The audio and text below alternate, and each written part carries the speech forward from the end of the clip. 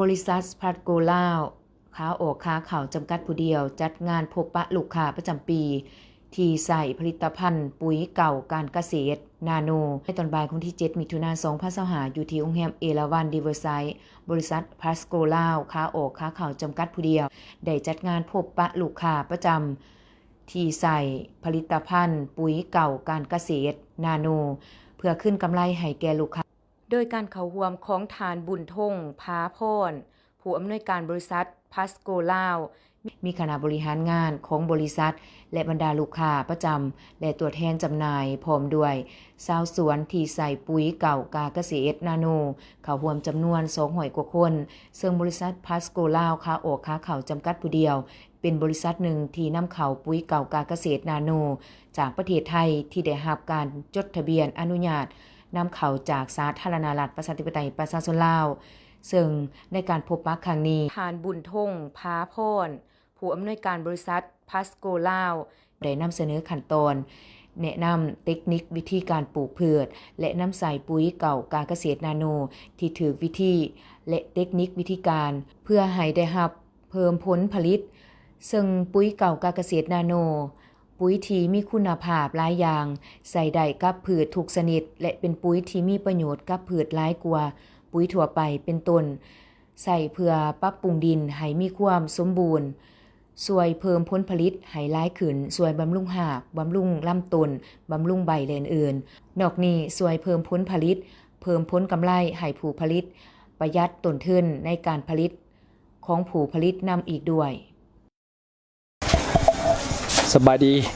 ข้าพเจ้าซื้อบุญทงพาพอดนะเป็นผู้อำนวยการของบริษัทพลัสโกลาวค้าออกค้าเขาจำกัดเพียงผู้เดียวเขาจัดงานในมื้อนี้ก็คืองานประชุมของบริษัทเนาะเขาจัดเพื่อขึ้นกำไรให้กับลูกค้าเนาะปีหนึ่งเขาจัด3 เทื่อแต่ว่าปีนี้ก็ถือว่าสมควรเนาะเพราะว่ามีคนร่วมงานก็ประมาณ200 ทานแล้วก็วัตถุประสงค์ก็คือขึ้นกำไรกับลูกค้าเพราะว่าเขามีสินค้าลดแลกแจกแถมเนาะเพราะว่าเพิ่นใส่สินค้าของเขาโดยเฉพาะปุ๋ยเก่าเกษตรนาโนเพิ่นใส่แล้วเพิ่นประทับใจและเฮ็ดจะได้ให้เพิ่นได้ซื้อสินค้าถูกลงแล้วก็สามารถที่จะไปน้ำใส่ได้สบายขึ้นแล้วก็มีกิจกรรมท่องเที่ยวต่างๆเนาะจะแจกรางวัลต่างๆให้กับลูกค้าประจำเฮาเนาะอันนี้คือวัตถุประสงค์ในการจัดแล้วก็ส่งเสริมการเกษตรเนาะบ่ว่าจะเป็นอยู่ไสก็ตามเฮาเชิญมาส่วนแล้วจะเป็นลูกค้าประจำแล้วก็มีอำนาจการปกครองบางส่วนเนาะในระดับท้องถิ่นเพิ่นก็มาเพื่อซื้อซ้ำนั่นแหละเพราะว่าเฮาเปิดตลาดมาทั้งหมด3 ปีก็ถือว่าประสบความสำเร็จในการจัดจำหน่ายปุ๋ยเก่าเกษตรนาโนฉะนั้นแต่ว่างานนี้ก็เลยว่าจัดมา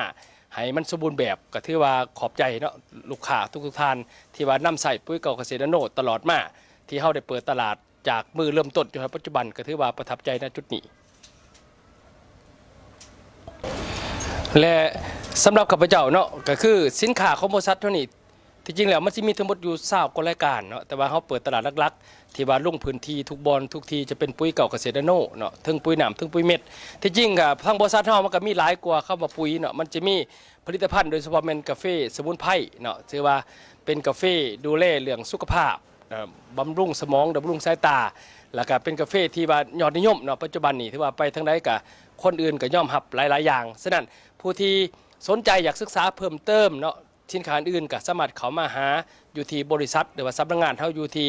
บ้านแก้วสัมพันธ์นครปักซี่หรือว่าตลาดหลัก2 เฟรนชิปมอลล์เนาะก็เชิญทุกท่านได้มาเยี่ยมมายามกับพวกเฮาได้นอกจากผู้เข้าร่วมได้รับฟังการแนะนำเทคนิควิธีการปลูกผักและวิธีการนำใส่ปุ๋ยที่ถึงวิธีแล้วเพื่อเป็นการคืนกำไรให้แก่ลูกค้าทางบริษัทก็ได้มอบบัตรให้แก่ผู้โชคดีที่ได้รับสิทธิ์ไปเที่ยวประเทศไทย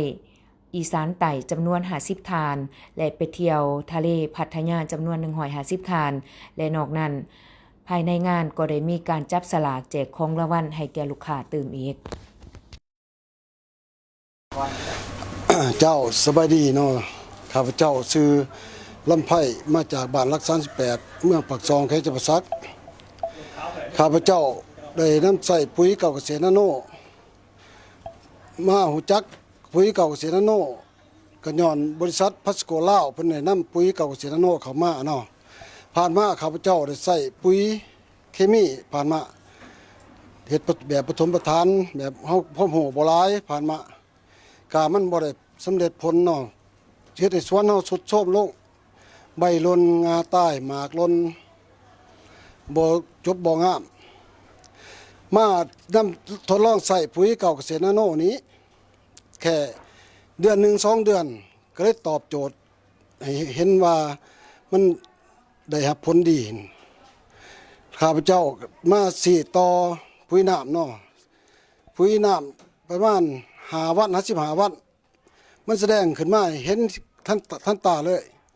มันได้จบได้งามได้เป็นหมากเป็นห่วงใบงาถอดยอดตลอดแรงตลอดฝนเลย ตัวนี้มันตอบโจทย์ได้ดีเนาะปุ๋ยเก่าเกษตรนาโนของบริษัทพัสโกลาวพันนี้ และข้าพเจ้าก็หูซึกดีใจภาคภูมิใจหลายที่ได้หูจักกับท่านประธานหูจักกับบริษัทพัสโกลาวที่เพิ่นนำสิ่งดีๆเข้ามาช่วยเหลือชาวสวนของพวกเฮาให้ได้รับมาครับผลให้ได้ผลผลิต ให้มีใบหน้าอันใหม่ของชาวเมืองปากซองของพวกเฮาเนาะ